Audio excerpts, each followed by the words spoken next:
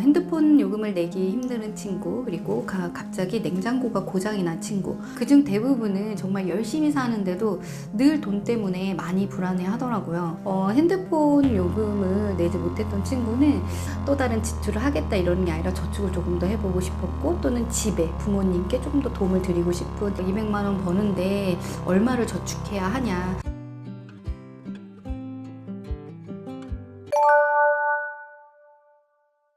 네, 안녕하세요. 오늘도 돈 때문에 힘든 너에게 저자 이미지입니다. 저는 14년 동안 재무설계사로 일을 하면서 돈 때문에 흔들리는 수많은 청춘들을 가까이에서 지켜보고 상담해 왔습니다. 핸드폰 요금을 내기 힘든 친구, 그리고 갑자기 냉장고가 고장이 난 친구, 어느 날 갑자기 회사에서 해고 통지를 받아야 했던 친구, 그 모습들을 보면서 단순히 돈을 더 벌라고 말하는 것만으로는 해결되지 않는 문제가 많이 있다고 느꼈습니다. 상담을 하면서 제가 깨달은 건 단순히 돈을 버는 방법보다 돈 때문에 흔들리지 않는 마음과 현실에서 현실적인 선택을 함께 배우는 것이 더 중요하다는 점이었습니다. 그래서 이 책을 함께 쓰게 되었고, 현실 속에서 조금씩 실천할 수 있는 방법을 여러분들과 함께 나누고자 합니다.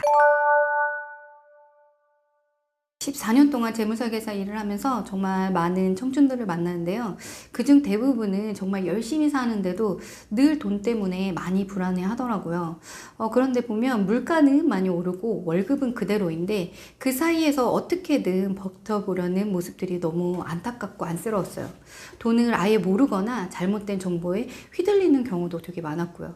그래서 저는 상담을 하면서 이 사람에게 필요한 건 단순한 재테크 지식이 아니라 돈 때문에 흔들리지 않는 마음을 세워주는 일이구나 라는 것을 깨닫게 되었어요. 그래서 결국 돈 이야기를 하다 보면 삶과 마음의 이야기가 함께 나오더라고요.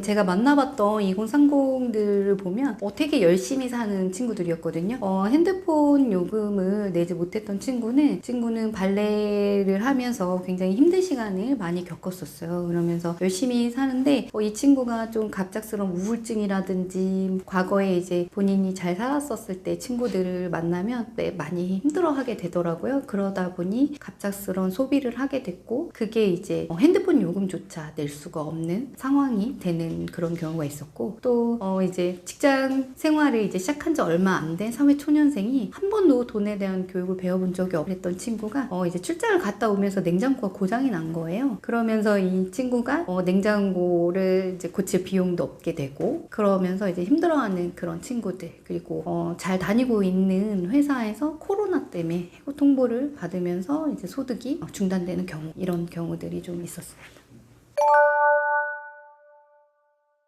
2030들 얘기를 들어보면 주변에서 막 이분들이 되게 무분별한 소비를 한다, 과소비를 한다 이야기를 하시는데, 제가 만나봤던 2030들은 되게 열심히 사셨고, 본인의 소득을 조금이라도 늘려보고 그 소득을 늘려서 뭐 또 다른 지출을 하겠다 이러는 게 아니라 저축을 조금 더 해보고 싶었고, 또는 집에 부모님께 조금 더 도움을 드리고 싶은 이런 친구들이었어요. 근데 이런 분들이 의외로 소비 부분에서 자기 개발에 대한 비를 너무 무분별하게 쓰시는 분들이 좀 많이 있었어요. 그래서 그런 부분들이 이제 본인들이 조금 저축이라든지 뭐 이런 습관이 좀 갖춰져 있었던 분들이라면, 그분들은 이제 그런 무분별하게 뭐 연간으로 이제 결제를 하시더라도 꾸준히 나가시게 되는데, 이제 좀 그런 습관이 좀 덜 잡히신 분들을 보게 되면 1년 고작 한 달도 제대로 나가지 못하시더라고요. 그래서 그런 부분들이 이제 좀 본인들의 소비를 좀 더 힘들게 하시는 부분들이 좀 있었습니다. 정말 많은 청춘들이 부자가 되고 싶어 하는데 부자가 되지 못하는 이유가 단순히 노력이나 의지가 부족하기 때문만은 아니라고 생각해요. 제가 만나봤던 20세대 분들도 그랬고, 현실적으로 되게 좀 보면 물가는 정말 지속적으로 올라가고, 월급은 그거에 비해서 되게 상대적으로 제자리 끄고, 집값, 식비, 교통비 계속 올라가고 있잖아요. 모든 게 오르는데 버는 돈은 정말 그대로니까 숨을 쉴 틈이 없는 거죠. 그러다 보니까 이제 보복 소비도 이루어지게 되고, 그래서 상담을 하다 보면 이 친구는 정말 열심히 사는데 또 왜 불안할까 하는 좀 안타까운 마음도 많이 들었습니다. 그래서 저는 그런 청춘들에게 이러한 마음들이 좀 완벽하지는 않아도 괜찮다고, 그리고 그들의 잘못이 아니라고 좀 먼저 이야기를 해드려요. 그래서 지금 이 상황에서 할 수 있는 선택과 습관이 결국은 당신 자신의 마음과 돈을 함께 단단하게 만들어 줄 거라고도 이야기합니다. 돈에도 흐름이 있어요. 근데 이게 단순히 얼마를 버느냐 또는 그 돈이 어디로 흘러가느냐가 되게 중요하거든요. 어떤 사람은 돈이 들어오자마자 다 빠져나가고, 또 어떤 사람은 같은 금액을 벌어도 조금씩 자기 쪽으로 이제 흘려보내는 분들이 있어요. 저는 14년 동안 이렇게 상담을 하면서 많이 느꼈는데, 돈을 잘 버는 사람보다 돈의 흐름을 잘 아는 사람이 결국 부자가 되더라고요. 돈이 들어오면 일정 부분을 반드시 나를 위해서 남겨두고 그걸 기반으로 투자나 자기 개발에 다시 흘려보내야 해요. 이게 바로 돈을 지키고 불리는 지름길이거든요. 거창하지 않아도 돼요. 작은 습관 하나만 그거에서 시작이 돼요. 그렇게 흐름이 만들어지면 어느 순간부터는 돈이 나를 떠나지 않고 나를 지켜주게 될 거예요. 대부분 제가 만나봤던 고객님들이 대부분 보면 200만 원 머시는 분들이 의외로 많으셨는데요. 그리고 또 그분들 또 많이 물어보세요. 200만 원 버는데 얼마를 저축해야 하냐. 이게 재무상담사를 만났는데도 불구하고 저축을 또 꼭 해야 하냐 이렇게 물어보시는 분들도 있거든요. 근데 저는 금액보다 지속 가능성을 더 중요하게 봐요. 처음부터 너무 큰 비율로 저축을 하려고 하면 정말 금방 지치거든요. 그리고 너무 재미있는 저축이 안 되고 너무 지겹고 힘든 게 되죠. 가끔 열정이 과하셔서 무리한 계획을 세우시는 분들이 계세요. 한두 번은 계획한 대로 실행을 하지만 대부분 포기하시거든요. 근데 중요한 건 꾸준히 멈추지 않고 매일매일 해야 된다는 거예요. 하루에 1,000원씩 또는 한 달에 10만 원, 20만 원이든 매달 또는 매일 빠지지 않고 나를 위해서 떼놓는 습관. 그게 재무의 근육을 만드는 첫 단계거든요. 사실 돈이 적어서 못 모으는 게 아니라 습관을 갖추지 못해서 또는 흐름을 못 만드는 경우가 훨씬 많아요. 금액보다 나 자신을 위해 저축을 하겠다는 그 사실 자체가 인생의 방향을 많이 바꿔줄 겁니다.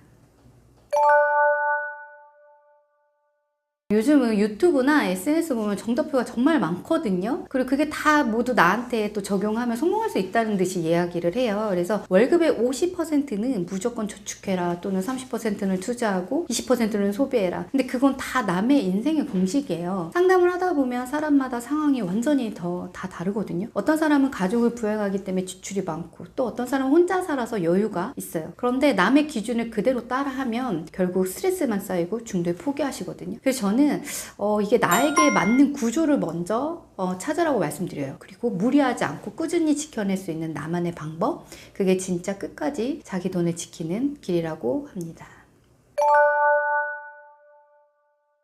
네, 사실 이 질문도 굉장히 많이 제가 이제 재무 설계를 하거나 또는 강의를 하면 가장 많이 질문하시는 것 중에 하나가 저축하면 부자가 될 수 있나요?예요. 근데 결론부터 말씀드리자면 저축만으로는 어렵다라고 저는 말씀드릴 수 있는데, 하지만 더 중요한 건 저축이 없으면 아무것도 시작할 수가 없어요. 저축은 부자가 되기 위한 기초 체력이거든요. 그래서 저축이 되어야 기회가 있을 때 잡을 수가 있고요. 그리고 또 위기가 닥쳤을 때 버틸 수가 있죠. 그래서 저는 이렇게 말씀드리거든요. 저축은 수비, 그리고 투자는 공격이라고요. 수비만 하면 점수를 못 내고 공격만 하면 되게 위험하고 불안하잖아요. 그렇죠? 그래서 저축으로 체력을 먼저 만들어야 해요. 그래서 또 돈에 대한 공부를 통해 투자 감각을 키우면 돈이 언젠가는 이제 나를 위해서 스스로 일을 하기 시작을 하게 될 겁니다.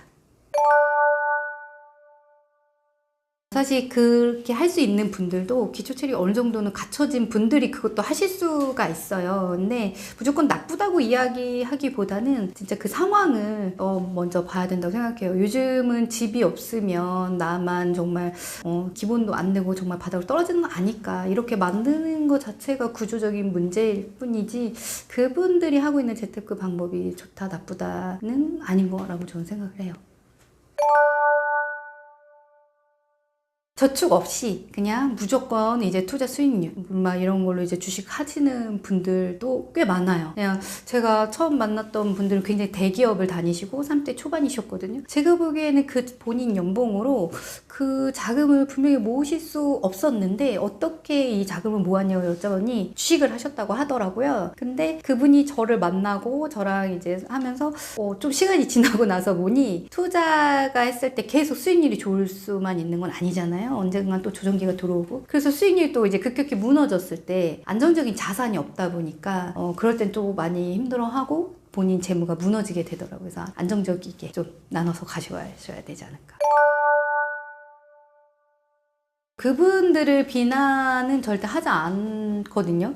사실 그런 소비는 허영심이 아니에요. 자세히 이제 그분들의 재물을 이야기해보고 상담을 진행하다 보면 거의 위로에 가깝거든요. 허영심이 아니라. 책에서도 주인공으로 나오는 친구 중에 한 명도 우울증 때문에 명품 소비를 하기도 해요. 그리고 하루하루 버티는 게 너무 힘드니까 사치로라도 나는 괜찮은 사람이야. 나는 다른 사람들과 다르지 않아. 라고 느끼고 싶은 거예요. 다만 그게 반복이 되면 문제가 되는 거죠. 명품이 주는 위로는 진짜 잠깐이거든요. 냉장고가 고장이 났을 때의 불안은 되게 오래 가거든요. 이거는 생명조차도 위협을 받을 수가 있거든요. 그래서 저는 이렇게 말해요. 진짜 여유는 지갑이 아니라 마음에서 온다. 그리고 기본적인 안전망이 마련된 뒤의 소비는 훨씬 더 즐겁고 덜 불안하다. 그리고 생명의 위협을 받을 일도 없다고 이야기합니다.